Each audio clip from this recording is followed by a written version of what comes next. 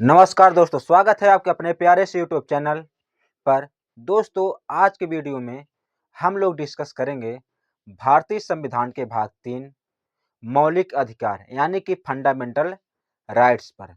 क्या होते हैं मौलिक अधिकार, किन किन मौलिक अधिकारों की चर्चा है हमारे भारतीय संविधान में। आज की वीडियो में हम लोग यही डिटेल में एकदम डिस्कस करेंगे।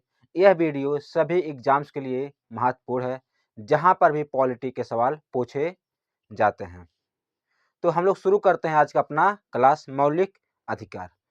दोस्तों, मौलिक अधिकार को यानी कि फंडामेंटल राइट को समझने से पहले हम लोगों को समझना पड़ता है मानव अधिकार क्या होते हैं, तब फिर समझ में आता है मौलिक अधिकार क्या होते हैं। मानव अधिकार, मानव को मानव होने के नाते यानी कि मनुष्य को मनुष्य होने के नाते जो अधिकार प्राप्त होते हैं, मानव को मानव होने के नाते जो अधिकार प्राप्त होते हैं वह मानव अधिकार कहलाते हैं।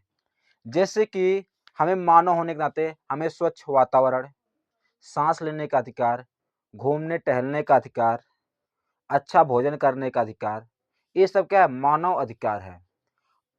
इसे कहते हैं मानव अधिकार। मानव अधिकार किसी भी देश के सीमा से बंधे नहीं होते हैं। यानी कि ऐसा नहीं है कि हम लोग भारत में हैं तभी हमें खाने को मिलेगा, हम लोग विदेश में जाएंगे तो हमारा खाना थोड़ी कोई रोक देगा। हमारे पास पैसे होंगे, हम खाना खाएंगे, या हम कहीं पर जाएंगे और स्वच्छ हवा में सांस लेंगे। ये सब क्या मानव अधिकार है।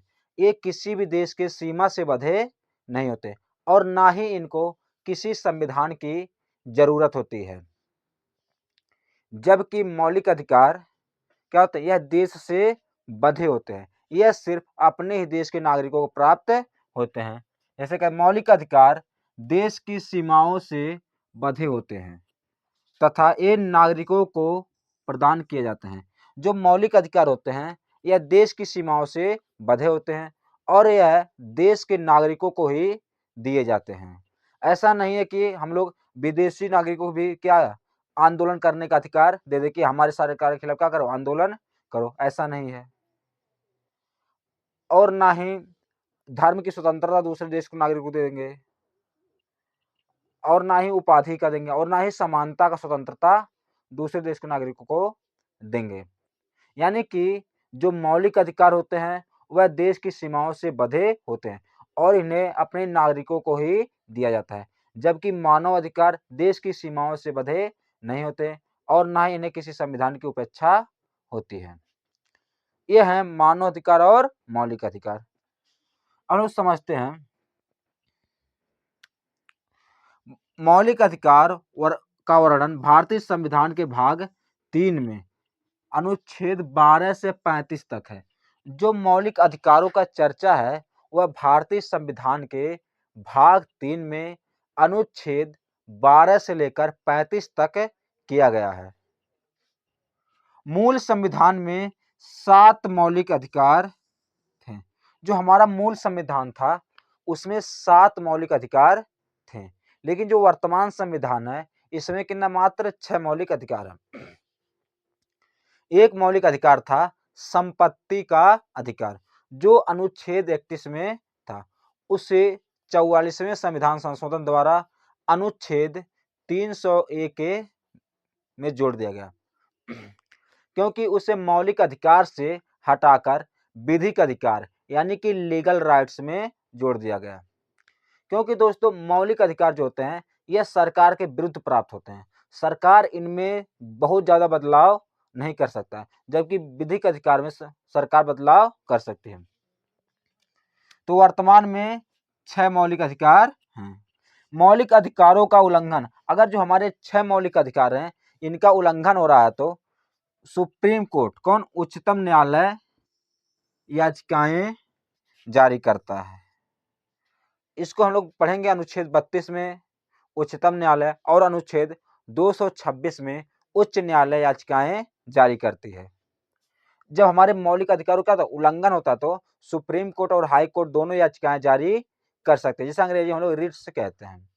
लेकिन अगर लीगल राइट्स यानी कि विधिक अधिकारों का उल्लंघन होता है तो सुप्रीम कोर्ट याचिकाएं जारी नहीं कर सकता है। जैसे कि पहले जब संपत्ति का अधिकार मौलिक अधिकार था, तो सरकारों को रोड्स बनाने, हॉस्पिटल्स बनाने में क्या बहुत दिक्कतें होती थी, क्योंकि संपत्ति यानी जमीन क्या था, मौलिक अधिकार था, और सुप्रीम कोर्ट उसके विरुद्ध क्या याचिकाएं जारी कर देती थी कि आप उसका अधिकार छीन नहीं सकते हैं। तो सरकार ने इसे मौलिक अधिकार से हटाकर विधिक अधिकार यानी कि लीगल राइट्स में जोड़ दिया। अब सरकार उसे क्या करती है, उसको ले सकती है, उसके बदले में जिसकी जमीन उसे मुआवजा देती है और उस जमीन को ले लेती है, दिक्कतें नहीं आती हैं।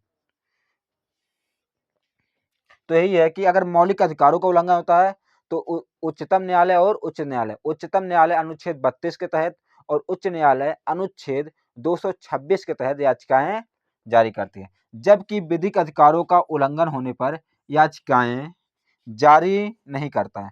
जो सुप्रीम कोर्ट है, इसके पास अधिकार या नहीं है कि विधिक अधिकारों का उल्लंघन होने पर याचिकाएं जारी करे। संविधान के भाग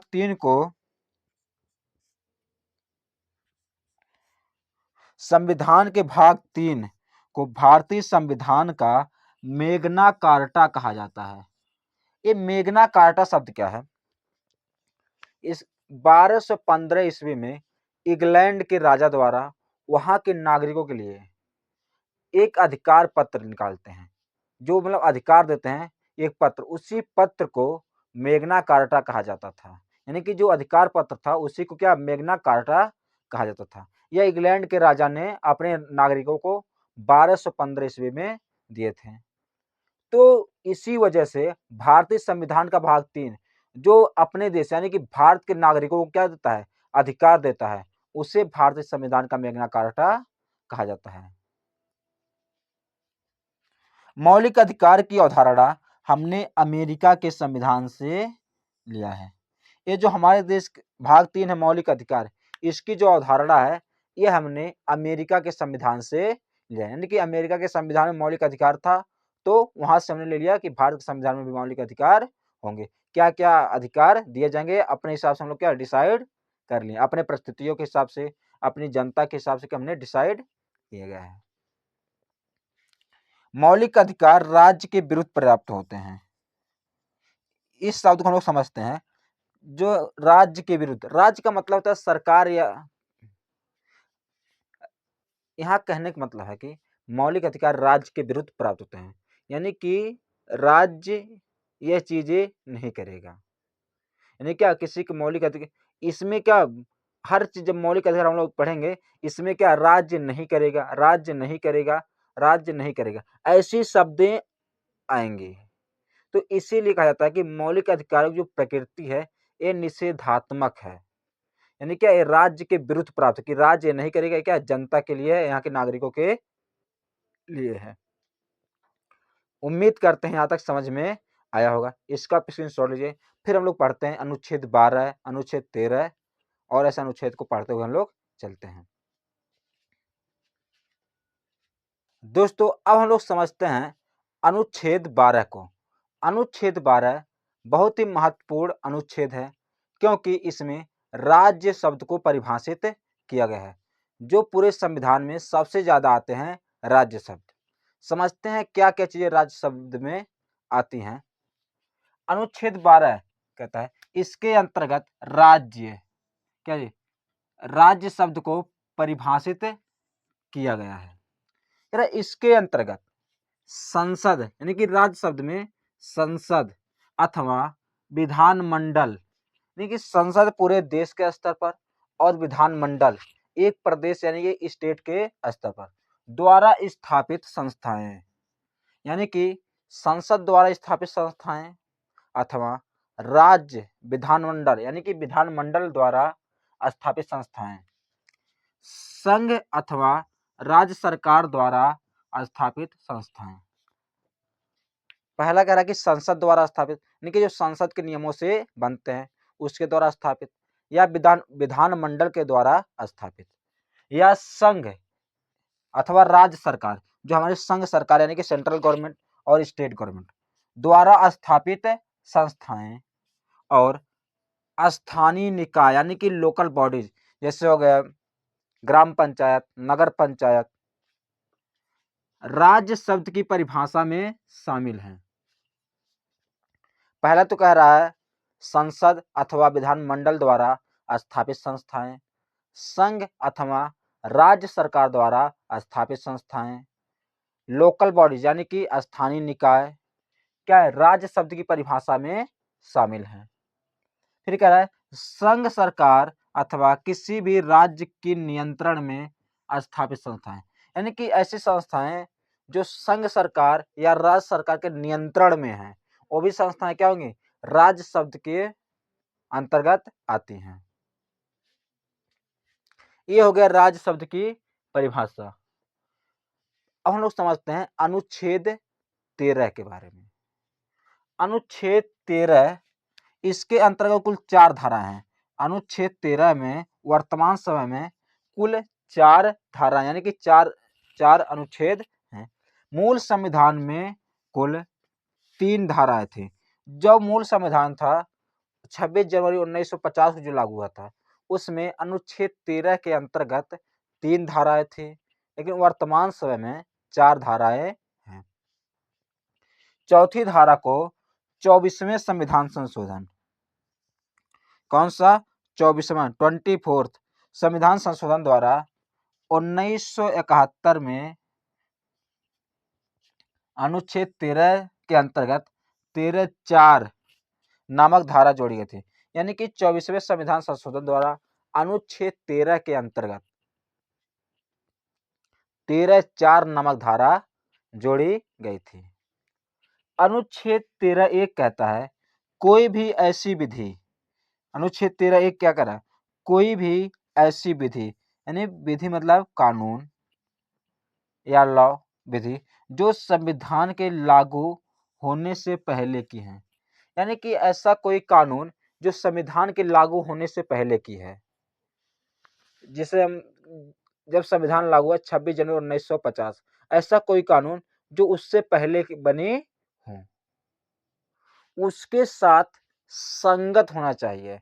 यानी कि जो वह कानून है संविधान के लागू होने से पहले की है, वह कानून जो संविधान है उसके साथ संगत, यानी कि संविधान से परे नहीं होना चाहिए, यानी संवैधानिक होना चाहिए। वह कानून क्या होना चाहिए, संवैधानिक होना चाहिए, यानी संविधान के नियमों को क्या करे, वह फॉलो करे, ऐसी कानून होनी चाहिए। ये क्या कहता है अनुच्छेद 13(1), एक बार फिर से समझते हैं अनुच्छेद 13(1) को। अनुच्छेद 13(1) कहता है ऐसी कोई भी विधि जो संविधान के लागू होने से पहले की है, वह संविधान के साथ संगत होनी चाहिए, यानी कि संविधान के साथ क्या चाहिए, मैच करना चाहिए, नहीं तो वह शून्य होगा। क्या होगा, नहीं तो वह शून्य होगी। वह कानून क्या होगी, शून्य। शून्य का मतलब है उसका कोई वैल्यू नहीं रहेगा, उसको माना नहीं जाएगा। अगर संविधान के साथ संगत नहीं है तो उसे माना नहीं जाएगा। यह कहता है अनुच्छेद 13(1).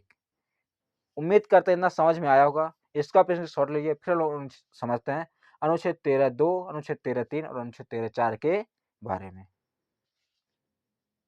दोस्तों अनुच्छेद 13(1) कहता है कि कोई भी विधि यानी कि कानून इस संविधान के लागू होने से पहले की है, यदि वह संविधान के साथ संगत नहीं है तो वह क्या होगी, शून्य होगी, यानी कि उसका कोई वैल्यू नहीं होगा।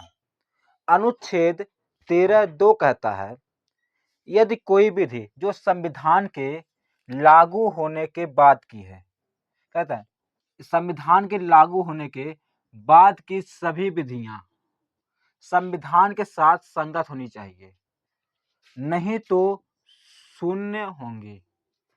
यानी कि अनुच्छेद 2 संविधान के लागू होने के बाद की विधियों की बात करता है। अनुच्छेद 13(2) कहता है कोई भी विधि जो संविधान के लागू होने के बाद की है, वह संविधान के साथ संगत होने चाहिए, वरना शून्य होंगी। संगत से हम मतलब है कि संविधान के अनुसार होनी चाहिए, वरना शून्य होंगे। यह जो अनुच्छेद 1 है और अनुच्छेद 2 है, यही न्यायिक पुनरावलोकन यानी कि जुडिशियल रिव्यू का आधार है। दोस्तों, जुडिशियल रिव्यू से मतलब होता है कि सुप्रीम कोर्ट किसी भी विधि को क्या कहते हैं, रिव्यू कर सकती है, यानी कि उसकी जांच कर सकते हैं संविधान के अनुसार है कि नहीं है। अगर संविधान के अनुसार नहीं रहेगा तो सुप्रीम कोर्ट उसे निरस्त कर सकती है। जैसे कि एक विधि था एनजैक, नेशनल जुडिशरी अपॉइंटमेंट कमीशन, जो 2014 में बना था। सुप्रीम कोर्ट ने उसे जुडिशियल रिव्यू करके उसे क्या कर दिया, निरस्त कर दिया। ऐसे कई विधियां हैं जो संविधान के पहले की भी हैं और संविधान के बाद के भी हैं। तो अनुच्छेद 1 संविधान के पहले की विधियों के बारे में बात करता है और अनुच्छेद 2 संविधान के बाद की विधियों के बारे में बात करता है। और अनुच्छेद 13(1) और 13(2) ही जुडिशियल रिव्यू यानी कि न्यायिक पुनरावलोकन का आधार है। लेकिन दोस्तों, पूरे संविधान में कहीं पर भी न्यायिक पुनरावलोकन जैसी शब्दावली का उल्लेख नहीं किया गया है। अब हम लोग समझते हैं अनुच्छेद 13(3) क्या कहता है। अनुच्छेद 13(3) में विधि शब्द को परिभाषित किया गया है। कौन शब्द? विधि शब्द, यानी कि कानून में क्या चीजें होंगी, यानी विधि में क्या क्या चीजें शामिल हैं। इसमें क्या होता है, पहला अध्यादेश। क्या होता है? अध्यादेश, ऑर्डिनेंस। हम लोग दोस्तों बात करेंगे आगे राष्ट्रपति की शक्तियों में अध्यादेश के बारे में। तो अभी हम लोग समझते हैं अध्यादेश यानी कि आदेश, आदेश यानी कि कोई ऑर्डर। अध्यादेश को ऑर्डिनेंस कहते हैं, आदेश को ऑर्डर कहते हैं। फिर इसका आता है अधिसूचना, यानी कि जो नोटिफिकेशंस आते हैं सरकार के द्वारा कि ये चीजें होंगी, वो भी क्या होंगी, विधि शब्द में शामिल होंगी। परिपत्र, जिसके अंग्रेजी में कहते हैं सर्कुलर कहते हैं, ये भी क्या विधि शब्द में शामिल है। फिर नियम, जो सरकारें नियम बनाती है, रूल, वो भी क्या है, विधि शब्द में शामिल है। फिर विनियम, जिसे कहते हैं रेगुलेशन, अंग्रेजी में से कहते हैं रेगुलेशन, ये भी क्या है, विधि शब्द में शामिल है। फिर है प्रथा, कस्टम, ये भी क्या है, विधि शब्द में शामिल है। फिर है प्रवर्त विधि यानी कि लॉ इन फोर्स, इतने चीजें विधि शब्द में शामिल हैं। यह जो होता है प्रवर्त विधि, प्रवर्त विधि होता है संविधान के लागू होने से पहले की विधियां। जो संविधान के लागू होने से पहले की विधियां हैं उसे प्रवर्त विधि कहते हैं, प्रवर्त विधि कहते हैं। संविधान के लागू होने से पहले की विधियां, जिसमें हम अनुच्छेद 13(1) के बारे में जब हम लोग बात कर रहे थे उसमें समझे थे। संविधान के लागू होने से पहले की विधियों को हम लोग कहते हैं प्रवर्त विधि यानी कि लॉ इन फोर्स। तो अनुच्छेद 13(3) में विधि शब्द को परिभाषित किया गया कि विधि शब्द में क्या क्या चीजें शामिल होंगी। हम लोग समझते हैं अनुच्छेद 13(4) के बारे में। यह बहुत ही इंटरेस्टिंग अनुच्छेद है क्योंकि इसे 24वें संविधान संशोधन द्वारा 1971 में जोड़ा गया था। क्योंकि ऐसे इसके पीछे ही कारण है कि ऐसी बहुत सी विधियां थी जो सरकार बनाती थी फायदे के लिए, अपने फायदे के लिए या जनता के फायदे के लिए, तो कहीं ना कहीं वो न्यायिक पुनरावलोकन में आ जाती थी। वह संविधान के अंतर्गत नहीं होती थी, वह विधियां संविधान के साथ संगत नहीं होती थी। तो उसे क्या करता था, सुप्रीम कोर्ट जुडिशियल रिव्यू करके हटा देता था, यानी कि उसे शून्य कर देता था। तो सरकार यानी गवर्नमेंट ने सोचा कि क्या ऐसी कुछ चीजें किया जाए कि क्या इसे निरस्त ना किया जा सके। तो उन्होंने अनुच्छेद 13 में संशोधन करके 13(4) नामक एक नई धारा जोड़ा गया, जिसमें कहा गया कि अनुच्छेद 368 के प्रक्रिया के तहत किए गए संविधान संशोधन विधि शब्द की परिभाषा में शामिल नहीं है। जो विधि शब्द है यहाँ पर जो लिखा गया अनुच्छेद 13(3) में जो कहा गया है, अध्यादेश, आदेश, अधिसूचना, परिपत्र, नियम, विनियम, प्रथा और प्रवर्त विधि, ये जो चीजें कहा गई हैं, ये कह रहा है कि जो अनुच्छेद 368 के तहत प्रक्रिया मतलब प्रक्रिया के तहत संविधान संशोधन किए जाएंगे वह इन सब चीजों में शामिल नहीं होंगे। दोस्तों, अनुच्छेद 368 स्पष्ट रूप से संविधान संशोधनों की विधि शब्द को, दोस्तों जो अनुच्छेद 368 है यह संविधान संशोधनों में विधि शब्द की परिभाषा से क्या करता है, हटाता है।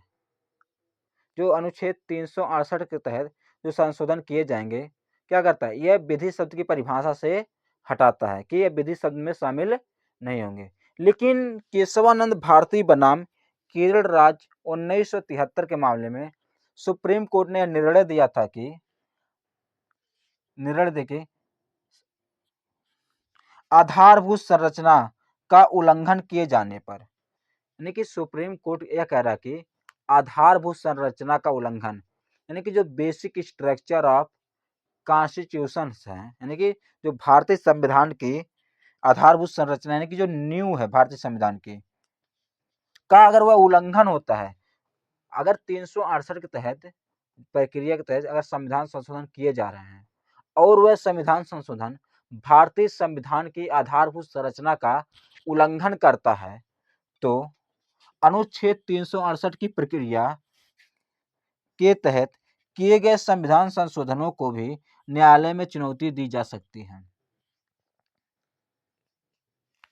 यानी कि सरकार 13/4 में 368 के तहत किए गए संविधान संशोधनों को हटा देती है। किसी क्या, न्यायालय में चुनौती नहीं दिया जा सकता, क्योंकि वो विधि शब्द में शामिल ही नहीं होगा। लेकिन सुप्रीम कोर्ट ने यहाँ कहा केशवानंद भारती वाले केस में कि अनुच्छेद 368 के तहत किए गए संविधान संशोधन अगर संविधान के आधारभूत संरचना का उल्लंघन करती हैं तो उसे भी न्यायालय यानी कि कोर्ट में चुनौती दी जा सकती है। यहां तक था अनुच्छेद 13(4). उम्मीद करते हैं यहां तक समझ में आया होगा। इसके बाद हम लोग समझते हैं पृथक्करण का सिद्धांत, आच्छादन का सिद्धांत। तब तक ऐसा स्क्रीनशॉट लीजिए, फिर हम लोग आगे समझते हैं। दोस्तों, हम लोग समझते हैं इन 3 महत्वपूर्ण सिद्धांतों को। पहला है आच्छादन का सिद्धांत, दूसरा है पृथक्करण का सिद्धांत और तीसरा है परित्याग का सिद्धांत। दोस्तों, आच्छादन मतलब होता है ढकना, यानी कि ढक लेना। इसे अंग्रेजी में कहते हैं डॉक्ट्रिन ऑफ एक्लिप्स। यह कहता है इसके अनुसार किसी भी कानून या विधि का कोई भाग यदि संविधान के साथ असंगत है तो वह भाग समाप्त नहीं होकर संविधान उस पर आच्छादित हो जाता है। जैसे कि दोस्तों हम लोग समझ लें कि क्या है, यह कानून है या विधि है कोई, और यह संविधान है। तो ये क्या है, अगर इसके अनुसार यह संविधान के अनुसार क्या है, संगत नहीं है, तो क्या होगा, यह समाप्त ना होकर संविधान क्या होगा, इस पर आच्छादित हो जाएगा। यानी कि यह दिखेगा भी नहीं, संविधान क्या होगा, इस पर आच्छादित हो जाएगा पूरी तरह से।